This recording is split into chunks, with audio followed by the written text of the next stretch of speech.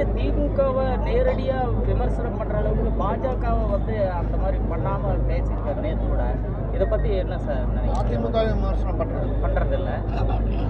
அவருக்கு கொடுக்கப்பட்ட செயல் திட்டத்தை அவர் நடைமுறைப்படுத்துகிறார். அவர் தான் வந்து கட்சியை வளர்க்க வேண்டும், தான் முதல்வராக வேண்டும் என்பதை விட திமுகவுக்கு எதிரான அவதூறுகளை பரப்ப வேண்டும், பகையை மூட்ட வேண்டும், மக்களிடத்திலே வெறுப்பை வளர்க்க வேண்டும் என்பது மட்டும்தான் அவருக்கு வழங்கப்பட்டிருக்கிற செயல் திட்டமாக தெரிகிறது. அவர் தொடங்கிய நாளிலிருந்து இந்த நாள் வரையில் அந்த ஒன்றை மட்டுமே செயல் திட்டமாக கொண்டிருக்கிறார்.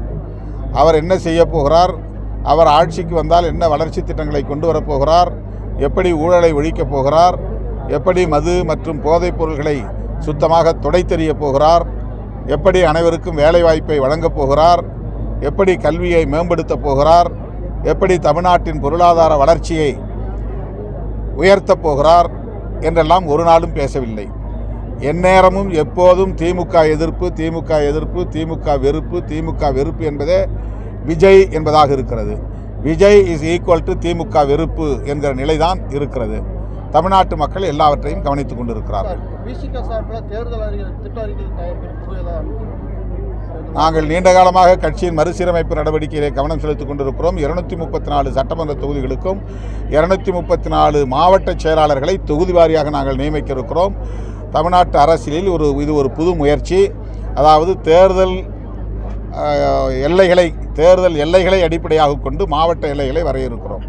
இதுவரை ரெவென்யூ மாவட்டங்களை கட்சி மாவட்டங்களாக பிரிப்பது வழக்கம்.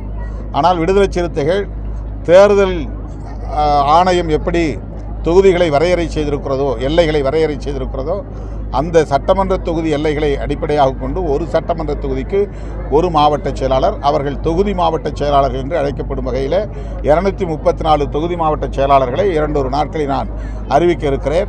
அதன் பின்னர் தான் தேர்தல் தொடர்பான வேலை திட்டங்களில் கவனம் செலுத்துவோம்.